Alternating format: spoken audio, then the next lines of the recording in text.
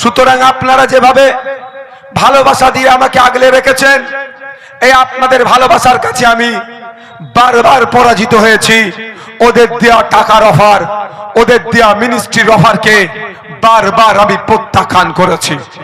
তাই বন্ধুগণ, আগামী 29 এপ্রিল আপনাদের কাছে আমি আশা করব আগামী 5 বছরের জন্য আপনাদের হয়ে, ভাঙড়ের মানুষের হয়ে, দলিতের হয়ে, আদিবাসীর হয়ে, সরকারি কর্মচারীর হয়ে, ডে লেবারদের হয়ে, প্যারা টিচারদের হয়ে, সিভিক ভলেন্টিয়ার সহ নার্সিং যারা বিএসসি করেছেন, বিভিন্ন আনঅর্গানাইজ সেক্টরে যারা কাজ করছেন, তাদের অধিকারের জন্য আন্দোলন লড়াই করার জন্য আপনাদের কাছে আশা রাখবো। আগামী 29 এপ্রিল সকাল সকাল আপনার ভোট কেন্দ্রে গিয়ে খাম চিহ্নে ভোট দিয়ে বিপুল ভোটে জয়যুক্ত করে নওশাদ সিদ্দিকীকে বিধানসভায় পাঠাবেন আমাকে। বন্ধুগণ, আমি আসার আগে মাইউদ্দিন দা একটা বক্তব্য রাখছিলেন যে পারফরমেন্সের বিচারে শ্রেষ্ঠ বিধায়ককে। পশ্চিমবাংলা বিধানসভায় লাইভ টেলিকাস্ট হয় না, এটা আমাদের আওয়াজ তুলতে হবে যে আপনার বিধায়ক আপনার ভোটে দিয়ে বিধানসভার মধ্যে গিয়ে ঘুমাচ্ছে না চুপ করে বসে আছে, মাসের শেষে 1,21,000 টাকা নিয়ে বাড়ি চলে আসছে, না প্রকৃত অর্থে একজন জনপ্রতিনিধির যে কাজ শিক্ষা, স্বাস্থ্য, কর্মসংস্থান, সম্প্রীতি, ঐক্য তথা বাংলাকে এগিয়ে নিয়ে যাওয়ার জন্য যে আওয়াজগুলো তোলা দরকার, যে সওয়ালগুলো করা দরকার, সেটা করছে কি করছে না, সেটা আমাদের বিধানসভা থেকে আপনারা সরাসরি দেখতে পান না। একটা দুর্বল জায়গা আমাদের বিধানসভায় আছে। দ্বিতীয় যে রীতিটা নাই, কোন বিধায়ক শ্রেষ্ঠ 5 বছরের নিরিখে, এটা কিন্তু লোকসভাতে আছে, শ্রেষ্ঠ এমপির পুরস্কার দেওয়া হয়। তবে আমি আপনাদের বলতে পারি, নিজের দল নিজেকে পিটাতে নাই আমি জানি, কিন্তু সঠিকটা তো বলতেই হবে। যদি পশ্চিম বাংলার বিধানসভায় এই রীতিটা থাকতো যে পারফরমেন্সের বিচারে, অ্যাক্টিভিটির বিচারে, উপস্থিতির বিচারে, ডিবেটে অংশগ্রহণের বিচারে, কোশ্চেনের বিচারে, মেনশনের বিচারে, সামগ্রিক পারফরমেন্সের বিচারে 2021 থেকে 2026 কোন 294টা বিধায়কের মধ্যে শ্রেষ্ঠ বিধায়ককে আমি জোর গলায় বলতে পারি, তাহলে ওই পুরস্কারটা ভাঙড় ছাড়া অন্য কোনো জায়গায় যেত না। এবার আপনাদের জন্য বলবো, আপনাদের সুখ দুঃখে আপনাদের পাশে আমি ছিলাম 5 বছর ধরে। আপনারা জানেন দুয়ারে বিধায়ক আমি পরিষেবা দিয়েছি, আপনাদের দ্বারে দ্বারে পৌঁছে গিয়েছিলাম, আপনাদের সমস্যাগুলো জানার চেষ্টা করেছি এবং সমাধান করারও চেষ্টা করেছি, অনেক সমাধান করতেও পেরেছি। কিন্তু আমি সরকারে নাই, সমাধান করার দায়িত্ব হচ্ছে সরকারের। কিন্তু এইটা পশ্চিম বাংলায় সরকার চলছে না, এটা সার্কাস চলছে। তাই দায়িত্ব নিতে হবে, এই সার্কাস বন্ধ করে সরকারটাকে কিভাবে চালানো যায় সঠিকভাবে। তাই আপনাদের আমি আশীর্বাদ দোয়া নিয়ে বিধানসভায় পৌঁছেছিলাম, 5 বছর ধরে আপনাদের পাশে ছিলাম, আপনাদের হয়ে, বাংলার মানুষের হয়ে লড়াই করেছিলাম। আমি আশা করব সেই পুরস্কারটা আমাকে 29 এপ্রিল আপনারা আমার হাতে তুলে দেবেন, আপনাদের মূল্যবান ভোট দিয়ে আমাকে আবার ওখানে পাঠাবেন মানুষের জন্য লড়াই করার জন্য। এই আশাটা করতে পারি তো নাকি?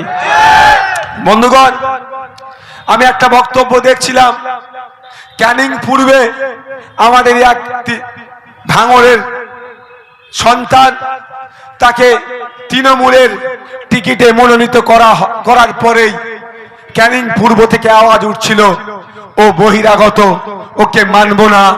এবং ক্যানিং এই ভাঙড়ের যিনি তৃণমূলের পক্ষ থেকে কন্টেস্ট করছেন, তার সব থেকে কাছের যিনি সোশ্যাল মিডিয়াটাকে দেখেন, তার মুখের ভাষা দেখলাম এবং তার কথাবার্তা, তার আশপাশের লোকেরা ভাঙড়ের ওই ছেলেটির চরিত্র হনন করতে শুরু করে দিল।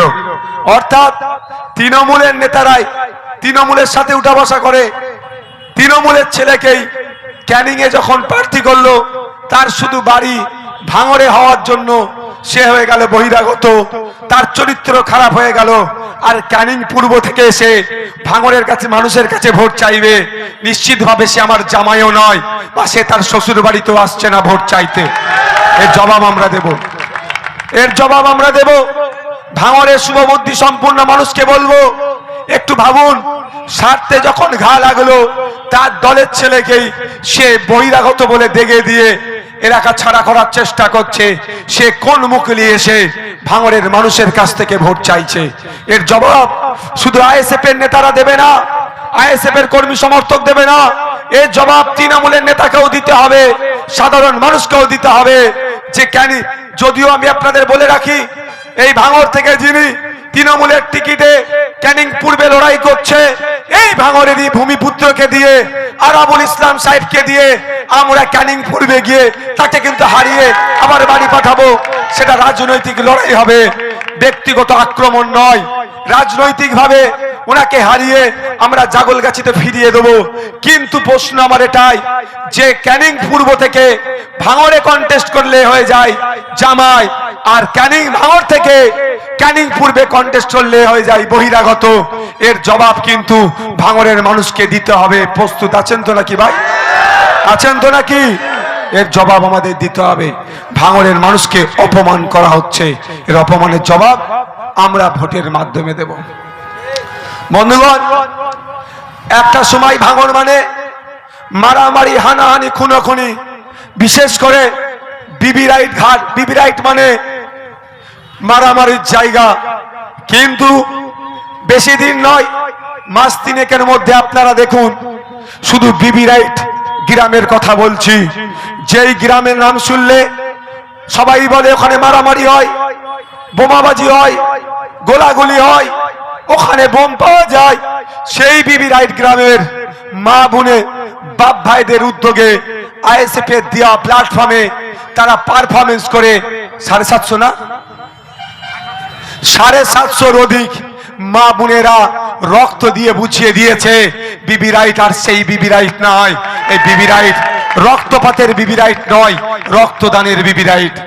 কিন্তু অন্ধকার জগতের প্রাণী আলোকে পছন্দ করে না, সেই জন্য বিবি রাইটের যে বাপ ভাই আসছে, মূল স্রোতে ফিরে আসছে, তাদেরকে আবার হিংসার দিকে ঠেলে দেওয়ার জন্য তাদের কানে বিষ ঢুকানোর চেষ্টা করছে। আমি অনুরোধ করব বিবি রাইটের মানুষেরকে, আজকে দেখুন আপনাদের একটা কাজের জন্য প্রতিষ্ঠিত হয়েছে, রক্তপাত নয়, রক্তদানী হচ্ছে, বিবি রাইটের পরিচয় হচ্ছে। সুতরাং কে অর্থ দিয়ে, কে লোভ দিয়ে যদি কোন হিংসার দিকে আপনাদের ঠেলে দিতে চায়, আপনারা সেই পথে যাবেন না। বদলাম হবে বিবি রাইটের, বদলাম হবে ভাঙড়ের। আজকের দিনে দেখুন, ভাঙড় মানে রক্তদানের গঞ্জ হিসাবে পরিগণিত হচ্ছে, তাকে ডাকা হচ্ছে। একটা সময় ছিল ভাঙড়ের নাম শুনলে মানুষ নাক ছিটকাতো, ভাঙড়ের নাম শুনলে মানুষ বোমগুলি, পিস্তলের কথা বলতো, ভাঙড়ের নাম শুনলে মানুষ হিংসা হয়, খুনোখুনি হয় কথা বলতো। কিন্তু আজকের ডেটে দেখুন, সারা রাজ্যের মানুষকে, কলকাতায় যারা ট্রিটমেন্ট নিতে আসছে, ব্লাড ব্যাংকে যখন যাচ্ছে, রক্তের প্রয়োজন হলে ব্লাড ব্যাংকে যাচ্ছে, হয়তো তারা ব্লাড পাচ্ছে না, তারা আজকে অন্য কোনো জায়গায় আর যোগাযোগ করছে না, ভাঙড়ের বিধায়কের সাথে যোগাযোগ করছে, বা ভাঙড়ে আইএসএফ এর নেতৃত্বদের সাথে যোগাযোগ করছে, বা ভাঙড়ের সাধারণ মানুষের সাথে যোগাযোগ করছে যে আমার রক্তের প্রয়োজন আছে। ওরা ভালো করে জানে আর কোন বিধায়ক বা আর কোন নেতাকে ফোন করলে পাবো কি পাবো না তার গ্যারান্টি নাই। কিন্তু ভাঙড়ের বিধায়ক, ভাঙড়ের নেতা, ভাঙড়ের সাধারণ মানুষকে যদি ফোন করি, ওরা রক্তের ব্যবস্থা করে দেবে।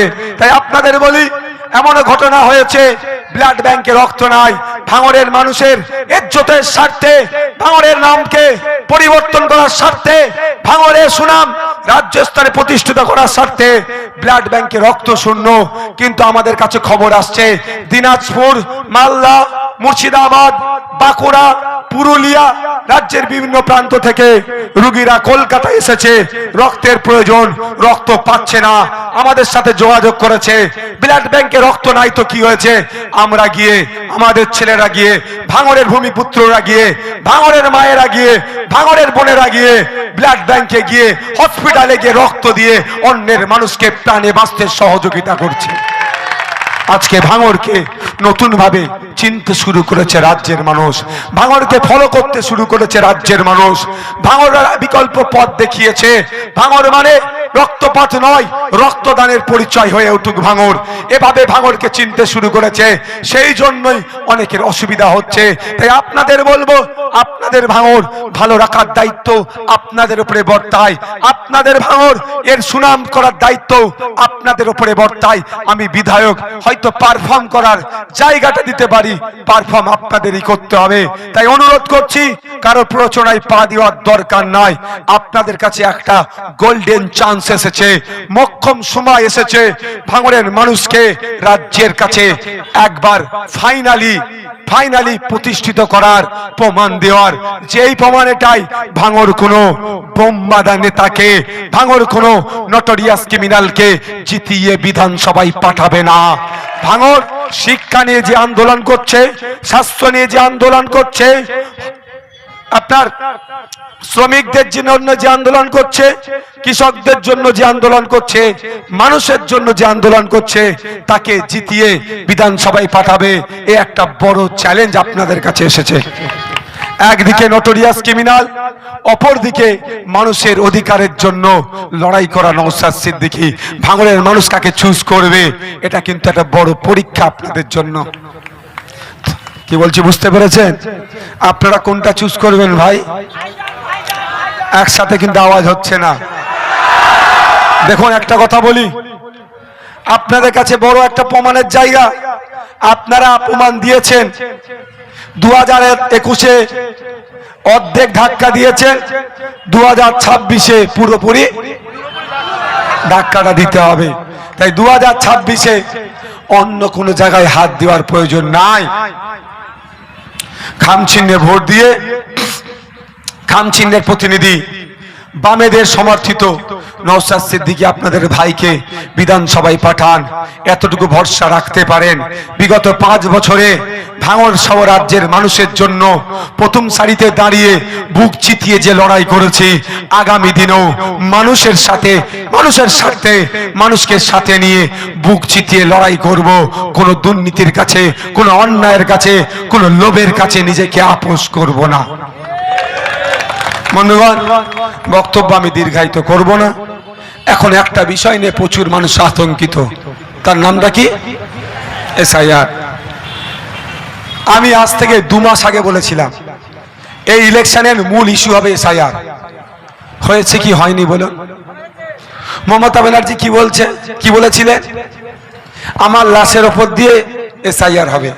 আমি তার দীর্ঘায়ু কামনা করি, তার শারীরিক সুস্থতা কামনা করি, কিন্তু আমি জানতে চাইছি তিনি এখন জীবিত আছেন তো? অভিষেক বাবু বলেছিলেন একজনের নাম কাটা গেলে 1 লক্ষ লোক নিয়ে দিল্লির নির্বাচন কমিশনের অফিসকে ঘেরাও করব। কিন্তু ঘেরাও তো দূরের কথা, তার দলের 11 জন টিকিট পেয়েছে এমন, তারা কেউ আন্ডার অ্যাডজুডিকেশন, কেউ হয়তো ডিলিট হব এই জায়গায় নাকি দাঁড়িয়ে আছে। চিঠি দিয়ে তাদের নামগুলো তোলার কথা বলছে, শুনলাম 5 মিনিটের মধ্যে নাকি তাদের নাম উঠে গেল। কিন্তু অভিষেক বাবুর পিসিমণিকে যেই ভোটাররা ভোট দিয়ে মুখ্যমন্ত্রী করলো, তাদের কথা একবারের জন্য ভাবলো না। যখন সাপ্লিমেন্টারি লিস্ট পাবলিশ হয়েছিল, তারপরে তৃণমূল কংগ্রেস তার দলের কে প্রার্থী হবে সেই নিয়ে ব্যস্ত ছিল। কিন্তু ভাঙড়ের বিধায়ক যেমন কথা দিয়েছিল, কথা অনুযায়ী তখন কে প্রার্থী হবে সেটা বিবেচনা নয়, কোন জায়গায় লড়াই করতে হবে সেটা বিবেচনা নয়। ভোটার অধিকার বাঁচানোর জন্য কলকাতা হাইকোর্ট থেকে দিল্লি সুপ্রিম কোর্ট পর্যন্ত লড়াই করে ছুটছিল। শুধু তাই নয়, আগামী 1 তারিখ সুপ্রিম কোর্টে আমার করা মামলাতে আছে। আমার সুপ্রিম কোর্টে করা মামলায় লাস্ট যেটা আমার উকিল মারফত দাবি রাখা হয়েছে, ওই নমিনেশনের আগেই সমস্ত ভোটারদের এই সমস্যাকে নিষ্পত্তি করতে হবে। ভোট দেওয়ার আগের দিন পর্যন্ত নয়, আমাদের দাবি কি নমিনেশনের আগে করতে হবে। তাই 1 তারিখে আবার ডেট পড়েছে, আপনারা নজর রাখুন সুপ্রিম কোর্টের দিকে যে কি অর্ডার আসছে। এই মামলাটা কিন্তু ভাঙড়ের বিধায়ক নওশাদ সিদ্দিকী করেছে। Case number 68,938/2025। মমতা ব্যানার্জি কোন কেস করেছে তার কেস নম্বরটা একবার চেয়ে দেখে নিতে পারেন। আছে কি বলতে পারবো না, যদিও থাকে আমি চ্যালেঞ্জ করছি 2025 সালে তিনি কেস করেননি। শেষের দিকে নাটক করার জন্য একটা কেস করতে হয়, তাই হয়তো করেছে। এখন আপনি কি করবেন? এই জায়গায় দাঁড়িয়ে আছেন, আপনার ভোটার লিস্ট থেকে ডিলিট হয়ে গেছে, আপনি আতঙ্কে আছেন। আমি আপনাদের অনেক আগেও বলেছি, আজকেও বলছি, আতঙ্কিত হবেন না। আতঙ্কিত হলে আপনার ডিলিট ভোটারটা ভ্যালিড ভোটার হয়ে যাবে কি? আপনি আতঙ্কিত হয়েছেন, ঘাসমরা খেয়ে নিয়েছেন, গলায় দড়িতে টেঙে গিয়েছেন, এই কাজ করবেন না। তাহলে কি আপনার ডিলিট ভোটারটা ভ্যালিড হয়ে যাবে? বলুন আমাকে।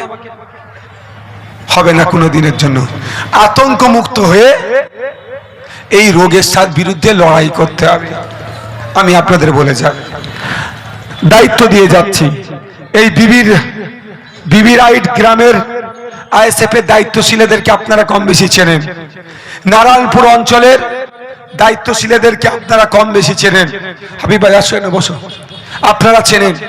আপনাদের বুথের যদি কারো ভোটার লিস্ট থেকে ভোটার ডিলিট হয়ে যায়, আপনাদেরকে অন্য কোনো চিন্তা করতে হবে না। আপনার বিধায়ক আছে। যখন ক্যাম্প করে করে নমিনেশন এই গণনা ফর্ম ফিল আপ করেছিলাম, তখন বলেছিলাম কেন, যদি 1000 মানুষের জন্য আইনি সহায়তা লাগে, নওশাদ সিদ্দিকী বিনামূল্যে আইনি সহায়তা দেবে। আজকেও বলছি, একটা ভোটার ডিলিট কেন, যদি 1000 ভোটার ডিলিট হয়, সেই ভোটারদেরকে ফিরিয়ে নিয়ে এসে ভোটার লিস্টে নাম তোলার জন্য যা আইনি সহায়তা লাগবে নওশাদ সিদ্দিকী দেবে। কোনো ভোটারের 1 টাকা খরচ হবে না। কিন্তু যোগাযোগটা তো করতে হবে। আপনার ভোটার আর এমন বদমাইশি করে লিস্ট পাবলিশ করেছে, ওরা টোটাল দেয়নি যে ভাঙড় বিধানসভায় এইখানে গেলেই টোটালটা পাওয়া যাবে। সব বুথ ভিত্তিক করে দিয়েছে, মানে সারাদিন ওর পিছনেই পড়ে থাকো। বুঝতে পারছেন? এরা বদমাইশি। আপনাদের তাহলে কাজ কি হবে? আমাদের আইএসএফ এর যারা নেতৃত্বরা আছে, বেশি কিছু এখন লাগবে না। আপনার নাম আর ফোন নাম্বারটা দিয়ে দিন, যে আপনার নামে, আপনার ফোন নাম্বারে, আপনার বুথ নাম্বারে, আপনার ভোটার লিস্ট থেকে আপনি বৈধ ভোটার, আপনার নামটা ডিলিট করে দিয়েছে। আমাদের পক্ষ থেকে আপনার কাছে পৌঁছানো হবে। আমাদের পক্ষ থেকে উকিল থাকবে। আপনাদের কোন কাগজে কি কি কাগজ লাগবে সব ডকুমেন্টস আছে আপনাদের কাছে। আপনারা আতঙ্কিত হবেন না, সব ডকুমেন্টস আছে। শেষ ডকুমেন্টসের কথা বলবো আমি, রাগ করবেন না তো। আমি আবার দাদুর কবর দেখালে অনেকের গা জ্বলে যায়। আমি আজকেও বলছি, শেষ ডকুমেন্টস হচ্ছে আপনার দাদুর কবর।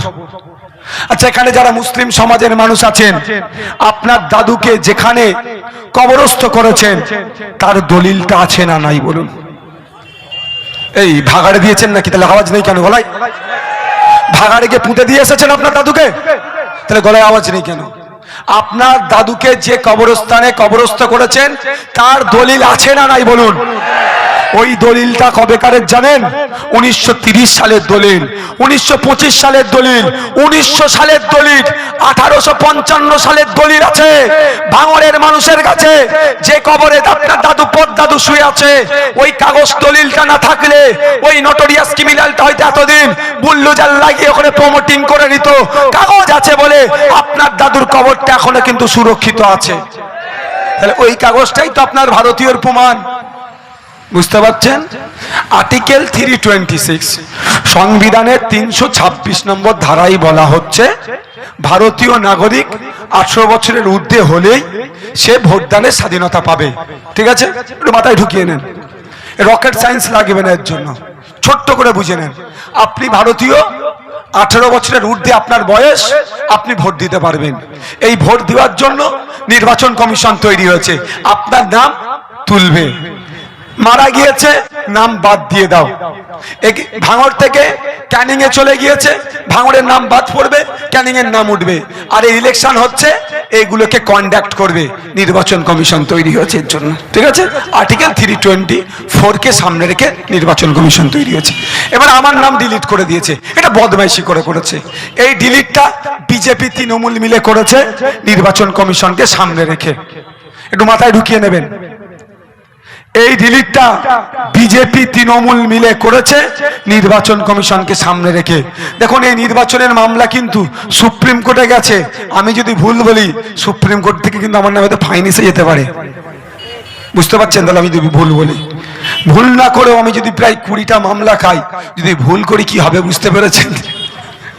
কিন্তু আমি জোর গলায় বলছি, লজিক্যাল ডিসক্রিপেন্সি। 12টা রাজ্যে এসআইআর হলো একসাথে, কোন রাজ্যে শুনতে পেয়েছেন? পশ্চিমবাংলায় হলে কেন? মমতা ব্যানার্জির জন্য আপনাদেরকে লজিক্যাল ডিসক্রিপেন্সির আন্ডারে পড়তে হলো এবং লাইনে দাঁড়াতে হলো। লজিক্যাল ডিসক্রিপেন্সি না থাকলেই আন্ডার অ্যাডজুডিকেশন আসতো না, আন্ডার অ্যাডজুডিকেশন না থাকলে ডিলিটের প্রশ্নই আসতো না। তাহলে সাফ হয়ে দংশেছে কে বলুন? এই মমতা ব্যানার্জি, একটু মাথায় রাখবেন। কেন? এইটা দেখিয়ে ভোট পার করবে। ও চুরি, দুর্নীতি, নোংরামি সব বন্ধ হয়ে যাবে। পাশে এটাকে কি বলে আপনারা? পচা খাল। তো কেন পচা খাল বলেন ভাই? নোংরা থাকে বলে। এই পচা খালে লেদার কমপ্লেক্সের যত বর্জ্য পড়ছে, কিন্তু ওটা নিয়ম নয়। লেদার কমপ্লেক্সের যা পানি বার হবে সবকে শোধন করে বার করতে হবে, ওখানে প্রজেক্ট চালাতে হবে, কিন্তু ওটা চালায় না। ওটা কোটি কোটি টাকার প্রজেক্ট চালায় না। তার পরিবর্তে কি করে? ওই তোলাবাজ নটোরিয়াস ক্রিমিনালদের মতো নেতাদেরকে মাসোহারা দেয়। ফলে ওই পানি যখন এখানে পড়ে, এই পানিটা দূষিত হয়ে যায়। এখান থেকে এই পানিটা আপনারা ব্যবহার করতে পারেন না, চাষের কাজে লাগাতে পারেন না। এখানে যারা কৃষক যদি লাগায় তারা বিভিন্ন রোগে আক্রান্ত হচ্ছে। এই সমস্যা চলছে। কিন্তু নওশাদ সিদ্দিকী একটু আগেই বলল না, সরকার চলছে না, সার্কাস চলছে। এই এই এই লেদার পচা খালটাকে পরিবর্তনের জন্য আইনসভায় যিনি সেচ এবং জলপথ এবং সেচ ও জলপথ দপ্তরের মন্ত্রী, তার দৃষ্টি আকর্ষণ করে আওয়াজ তুলেছে আইনসভার মধ্যে। এটা আমি আপনাদের জন্য করেছি, কিন্তু আমার ক্ষমতা নাই ওখানে গিয়ে বন্ধ করে এটাকে চালানোর। ক্ষমতা কার? সরকারের। কিন্তু সরকার পার করছে না, তাই আওয়াজ তুলেছি। আপনাদের আত্মীয় স্বজন ভাঙড় সহ রাজ্যের যেখানে ছড়িয়ে ছিটিয়ে আছে তাদেরকে বলুন, যেখানে যেখানে খামচিহ্ন প্রার্থী দিচ্ছে, খামচিহ্নকে জেতান। আর খামচিহ্নর সাথে সিট শেয়ারিং হয়েছে বামেদের। বামেদের যেখানে সিংহ আছে, বামেদের যেখানে কাস্তারি তারা চিহ্ন আছে, বামেদের যেখানে কোদাল বেলছে চিহ্ন আছে, বামেদের যেখানে ধানের শীষ আর কাস্তে আছে, তাদেরকে বিপুল ভোটে জয়যুক্ত করে আসুন আগামী দিনে সরকার তৈরি করি। লেদার কমপ্লেক্স এখানকার ভূমিপুত্রদের জন্য 60 থেকে 70% সংরক্ষণ করা হবে এবং লেদার কমপ্লেক্সের ওখানকার যে দূষণ ছড়াচ্ছে, দূষণকে কন্ট্রোল করা হবে। জল দূষণ থেকে শুরু করে বায়ু দূষণ পর্যন্ত আমরা কন্ট্রোল করব। এখানে ইন্ডাস্ট্রি হবে, এর কিন্তু ব্যাড ইম্প্যাক্ট কারো কাছে যাবে না। এখানকার গুড ইম্প্যাক্ট যাতে হয় তার ব্যবস্থা আমরা করে দেবো। আমি আবারও ফিরে আসি এসআইআরে। মমতা ব্যানার্জি আর নরেন্দ্র দামোদর দাস মোদী একসাথে যুক্ত করে আমাদেরকে এসআইআর ট্যাপে ফেলেছে। আপনারা আতঙ্কিত হবেন না। যদি কারো ভোটার তার বা তার পরিবারের ভোটার লিস্টের কারো নাম ডিলিট হয়ে থাকে, আমাদের সাথে যোগাযোগ করুন। আমরা উকিল আপনার জন্য বিনামূল্যে দেব। আপনার হয়ে আইনি লড়াই করে আপনার ভোটাধিকার ফিরিয়ে নিয়ে আসব, নিশ্চিন্তে থাকবেন। আর একটা কথা, এমন দেখা যাবে হার্ডকোর তৃণমূল ভোটার লিস্টে তার নাম ডিলিট হয়ে গেছে, সেই নটোরিয়াস ক্রিমিনাল কিন্তু তার পাশে এখন দাঁড়াবেন। আমি দায়িত্ব নিয়ে বলছি, কারণ সে এখন জেতার জন্য এতটাই মরিয়া হয়ে উঠেছে। দুটো কাণ্ড ঘটানোর চেষ্টা করছে। প্রথম কাণ্ড, সব কাণ্ড ফেল হয়ে গেছে, এখন দুটো আশ্রয় নিচ্ছে। প্রথম আশ্রয় হচ্ছে তার দলের নেতাকে, আমার কাছে যতটুকু খবর আছে, তার দলের নেতাদেরকে খুন করে আইএসএফ এর নামে মিথ্যা মামলা দিয়ে আইএসএফ এর নেতাদেরকে যে অ্যারেস্ট করিয়ে ফাঁকা মাঠে গোল দেওয়ার চেষ্টা করছে। এতেও আমি দুটো উত্তর দেব। একটা প্রথম উত্তর হচ্ছে আইএসএফ এর নির্দিষ্ট নেতা কেউ নেই, আইএসএফ এর কর্মীরাই হচ্ছে আইএসএফ এর নেতা। তুমি কত নেতাকে জেলে ভরবে? আমার আইএসএফ এর নেতাকে শেষ করতে পারবে না। আর দ্বিতীয় কথা হচ্ছে একটা মিথ্যা ছেলের নামে মামলা দিয়ে দেখো, শুধু ভাঙড় অবরুদ্ধ নয়, বাংলা অবরুদ্ধ করে দেবো একদম। প্রশাসনকে বলবো যথেষ্ট আপনারা সেন্সিবল সেন্সিয়ার সজাগ থাকবেন। আইএসএফ এর ছেলেদের শুধু নিরাপত্তা নয়, তৃণমূলের ছেলে নেতাদেরকেও নিরাপত্তা দেন। তবে আইএসএফ এর হাত থেকে নিরাপত্তা নয়, তৃণমূলের নেতাদের হাত থেকে তৃণমূলের নেতাদেরকে নিরাপত্তা দেন। না হলে এই নটোরিয়াস ক্রিমিনাল হয়তো কাউকে খুন করে ভাঙড়ের ভূমিপুত্রকে একটা ভোটার লিস্ট থেকে কমিয়ে দিতে পারে। তার উদাহরণ রেজ্জাক খাঁ। এদের স্বার্থের জন্য এরা যে ইচ্ছা তাই করতে পারে।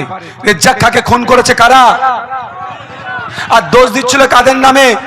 আমি ধন্যবাদ জানাবো ভাঙড়ের উত্তর কাশীপুর পুলিশ স্টেশন থেকে শুরু করে ভাঙড় পুলিশকে, যে অন্তত অন্যায় অনৈতিক ভাবে যে মার্ডার কেসে তারা যাঞ্চ করেছে, করার পরে যারা কেসের সাথে যুক্ত তাদেরকে নাম নিয়েছে। একটা কাজ নটোরিয়াস ক্রিমিনালটা যাতে খুন করবে। দ্বিতীয় কাজটা কি? আমাদের নেতাদের বাড়িতে বাড়িতে এখন ব্যাগে করে টাকা নিয়ে ঘুরছে। বুঝতে পারছেন? বলেছিল মাঠে খেতে না হলে খামারে, সব এখন ভুলে গেছে। অলরেডি দুটো গোল দিয়ে দিয়েছি আমরা বলেছি আমরা খেতেও যেমন ফলাবো, খামারেও তেমন বুঝে নেব। আর আপনাদের বলছি ভাঙড়ের সবজি বিখ্যাত সবজি, আপনারা খেতে ভালো করে ফলাতে পারেন, খেতে ভালো করে ফলিয়ে দেন। 2021 নয়, এটা 2026। এটা ক্যানিকের শাহাবুদ্দিন সিরাজি নয়, অত্যন্ত বিনয়ী ভদ্র ছেলে। আমি শাহাবুদ্দিনের মতো অত ভালো ছেলে নয়, মোটামুটি আমরাও বুঝে নেবো খামারটা। তাহলে আমি কিন্তু অভদ্রও নয় ভাই। বাড়ি বাড়িতে টাকার ব্যাগ নিয়ে ঘুরছে। যে বাড়ি বাড়িতে টাকার ব্যাগ নিয়ে ঘুরছে সে তৃণমূলের ভোটার ডিলিট কিভাবে করবে? যদি কোনো তৃণমূলের নেতারও ডিলিট হয়ে যায়, সে তার পরিচয় যদি গোপন রাখতে চায়, তার পরিচয় গোপন রেখে আমার সাথে যোগাযোগ করুক। সেই তৃণমূলের ভাইয়ের ভোটাধিকার ফিরিয়ে নিয়ে আসার জন্য তারও হয়ে তার নওশাদ সিদ্দিকী আইনি লড়াই করবে বিনামূল্যে। কি বলছি বুঝতে পেরেছেন? আপনার এলাকার